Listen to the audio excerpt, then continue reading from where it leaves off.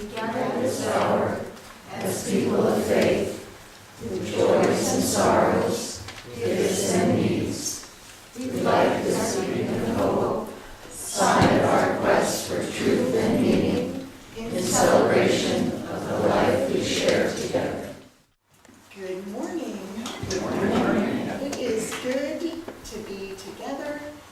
It is good to be together again.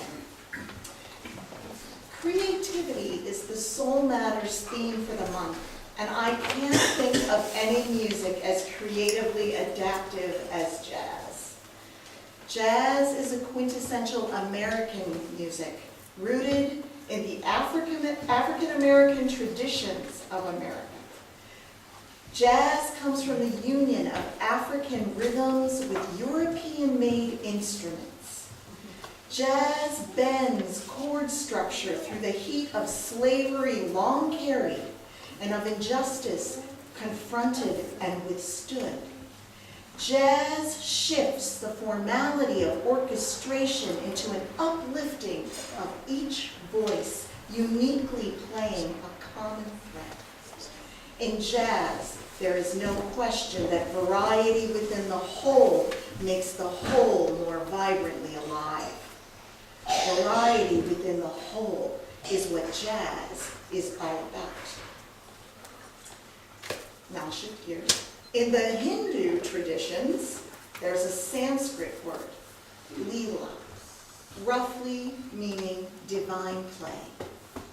Lila and jazz have a great affinity with each other. Lila is a way to describe all of nature, all the vast universe, what you might even call God if you're so inclined. It is the all, creatively unfolding, freely, and so joyfully and playfully unfolding. All that is, and has been, and ever will be. In one description, Lila is the action of God taking the shape of the universe so God can play, so God can experience the wonders of the physical reality, including being in relationship with human beings, with all of our need for love, for union, and how that happens for us through our bodies, through our senses. Both Lila and jazz are characterized by playfulness and possibility, by improvisation and a movement back and forth between parts and players. If Lila is truly the ground of the universe, jazz is both emergent from such creativity, from such generativity, and jazz is also a sign and a symbol of the playfulness of the universe in action.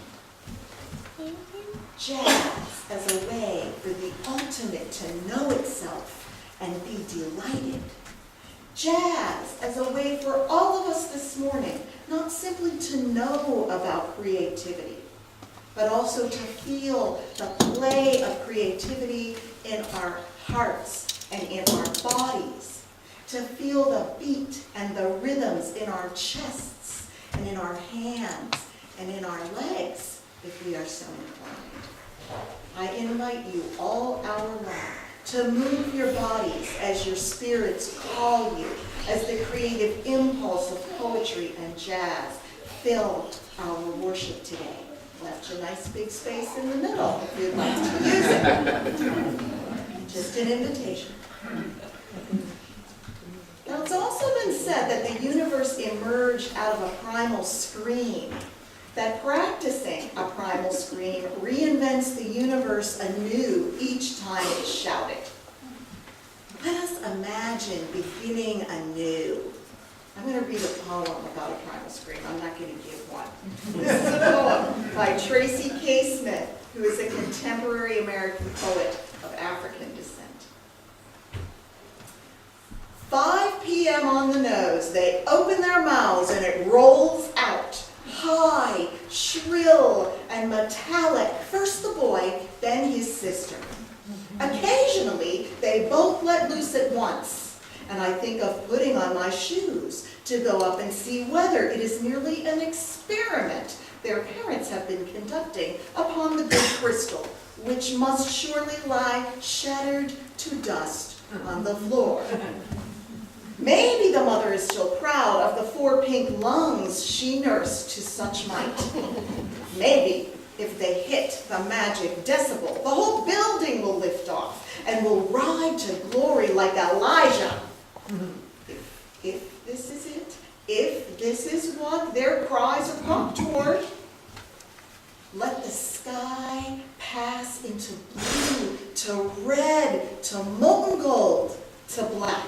Let the heaven we inherit approach. Whether it is our dead in Old Testament robes or a door opening into the rolling infinity of space, whether it bend down to greet us like a father or swallow us like a furnace, I'm ready to meet what refuses to let us keep anything for long, what teases us with blessings, bends us with grief, wizard, thief, the great wind rushing to knock our mirrors to the floors, to sweep our short lives clean.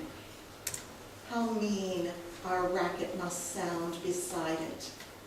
My stereo on shuffle, the neighbor chopping onions through a wall. All of us just a hiccup against what may never come for us. And the kids upstairs, still at it, screaming like the dawn of man, as if something they have no name for has begun to insist upon being born. Sing together our primal scream. Hymn number 1024, a song from the African American tradition out of the civil rights era, with a swinging jazz beat. Please rise in body and spirit as you are so moved. Bill will call out the verse.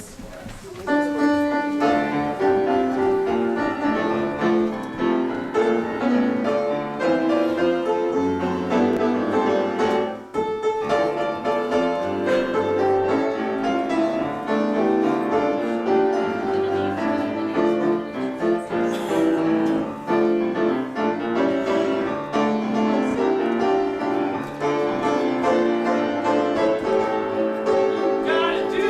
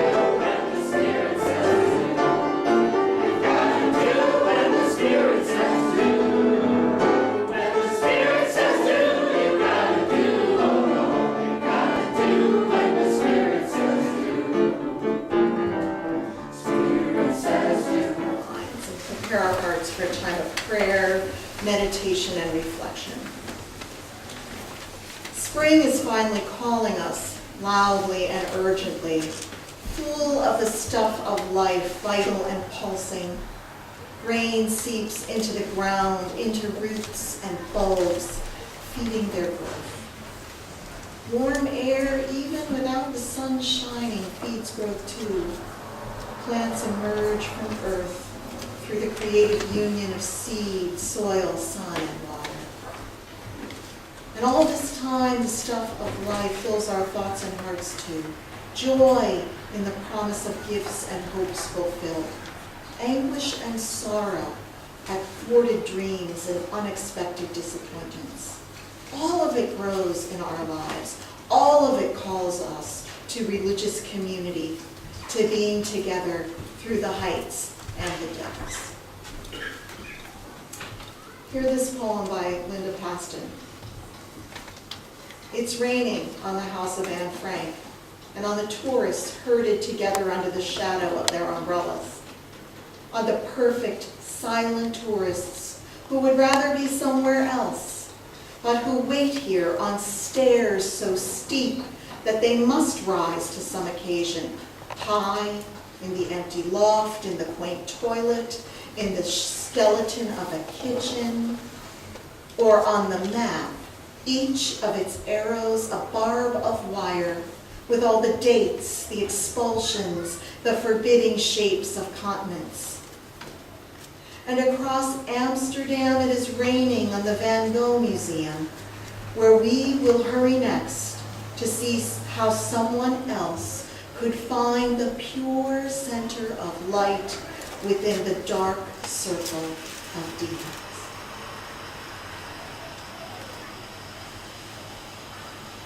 Even in the midst of gloom and murk, may we travel with care through our lives. Even in the midst of the sadness that comes to us all, may we remember and rejoice in the beauty of the earth and of life.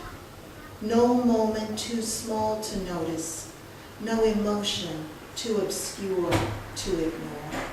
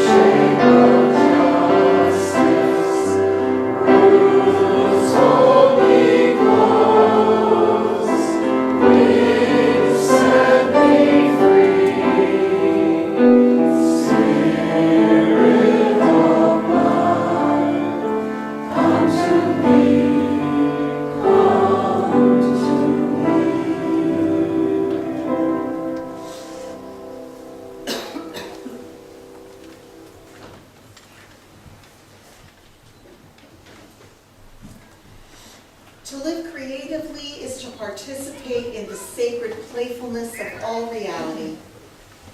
Think of the variety of plants in the church garden, in your garden. Why so many leaf shapes? Why such different flowers? Think of the multitude of different insects and fish and birds in the land and water you drove across on your way here today. Why so many? Even dogs, really. Do we need Newfoundlanders and Chihuahuas? Do we need two kinds of elephants? Do we really need all that variety? Yes, we do. Leela, the creative generativity of the universe, is telling us that we do. Leela is telling telling us that diversity in unfolding and constant motion is sacred and beautiful. We should revel in it. We should revel in it, especially because the generative creativity of the universe produces some things that we might not typically think of as beautiful or sacred. It lays down troubles as well, headaches and heartaches and behavior and words that we wish we hadn't done or said but can't take back. Life gives us jazz, and life gives us undocumented workers, and life gives us ice. What do we do with such hardship? Here's an example of creative variety. Thelonious Monk is a jazz icon, perhaps the ultimate example of jazz. His music is called difficult, even inaccessible. As an artist, he never had the cachet of a Duke Ellington or a Miles Davis. Monk was a child prodigy and a creative genius, but he also had many personal difficulties, which forced him into obscurity and early death. Undiagnosed mental illness meant the spheres of the universe, the play of Leela, spoke differently and tragically, but still beautifully, into his ears. Here's a poem by Stephen Dobbins, an American poet of European descent. Thelonious Monk. Our record store on Wabash was where I bought my first album as a freshman in college and played the record in my room over and over. I was caught by how he took the musical phrase and seemed to find a new way out. The next note was never the note you thought would turn up, yet seemed correct. Surprise in round midnight, or sweet and lovely. I bought the album for Mulligan, but stayed for Monk. I was 18, and between my present and future was a wall so big that not even sunlight crossed over. I felt surrounded by all I couldn't do, as if my hopes to write, to love, to have children, even to exist with slight contentment, were like ghosts with the faces found on Japanese masks, sheer mockery. I would sit on the carpet and listen to Monk twist the scale into kinks and curlicues. The gooseneck lamp on my desk had a blue bulb, which I thought artistic, and tinted the stacks of unread books. If Thomas Mann depressed me, Freud depressed me more.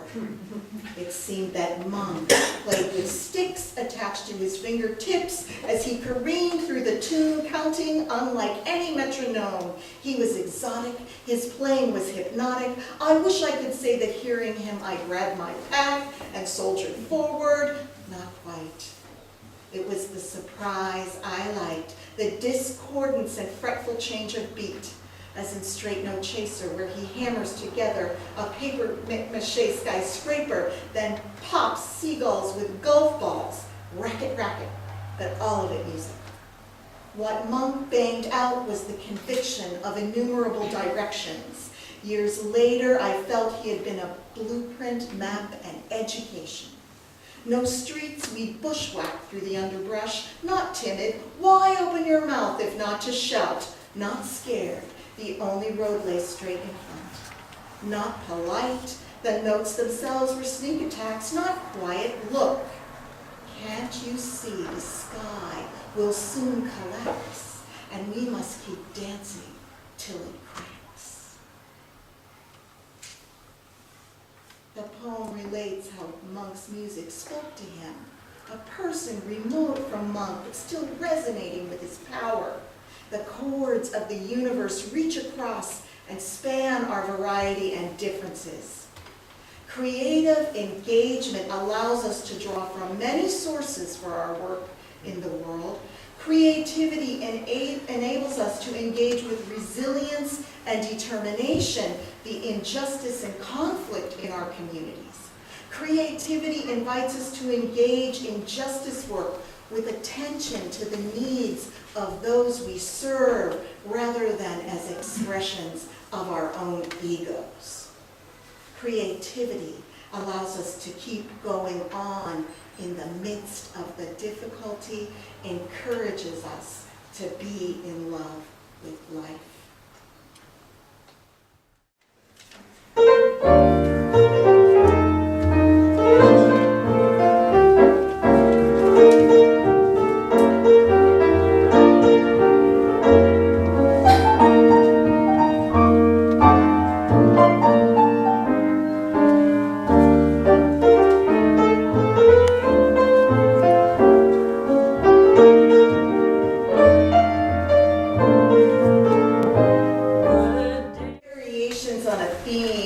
Improvisations around a chord structure. Jazz can be as a symbol of our lives when we open our perception to creativity and nuance, to the bits of grace and vivacity hinted at in the mundane muddiness of life.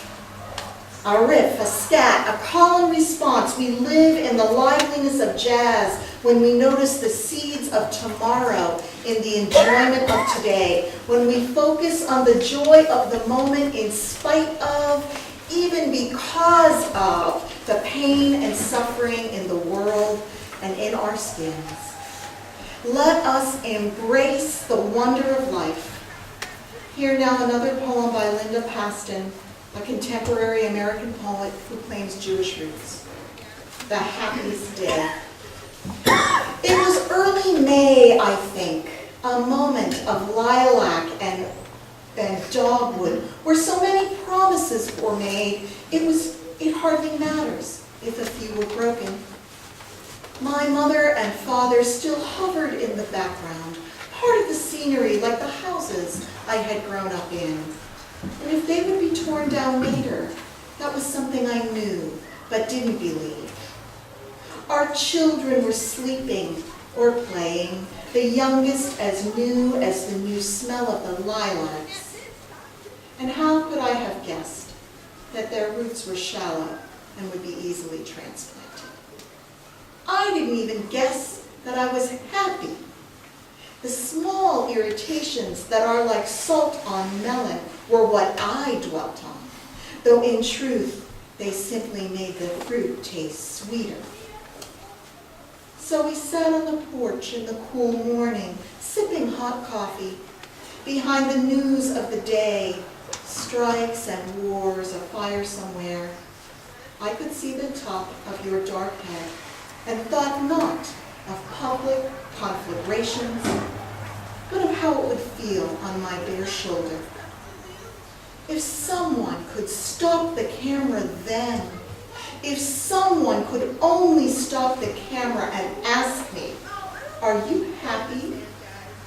Perhaps I would have noticed how the morning shone in the reflected color of lilac, and I might have said yes and offered another steaming cup of coffee.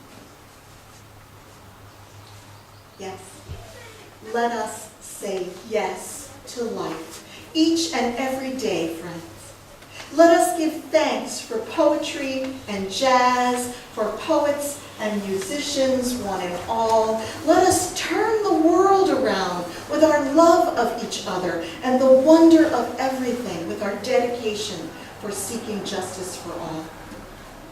Let us promise to be creatively engaged today and every day as you remember you are loved, you are worthy, you are welcome, and you are needed. May you feel it so. We sing again together. And maybe dance a little too. I left that big space open for you.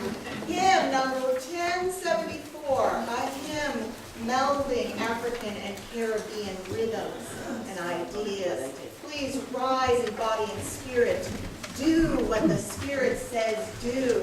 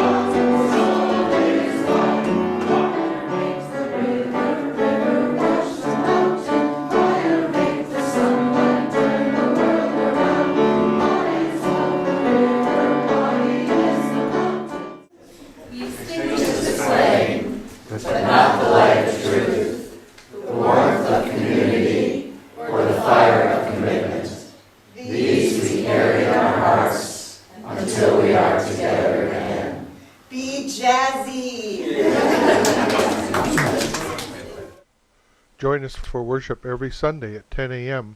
at the Unitarian Universalist Church of Canandaigua, a welcoming congregation. We are located at 3024 Cooley Road, 4 miles west of South Main Street, Canandaigua, just north of the intersection with Routes 5 and 20. Look for the blue signs just before the turn. Your comments about this program or questions about the church are welcome at 585-396-1370 or at our website, www.canandaiguauu.org. Producer and editor, Daniel Brigham.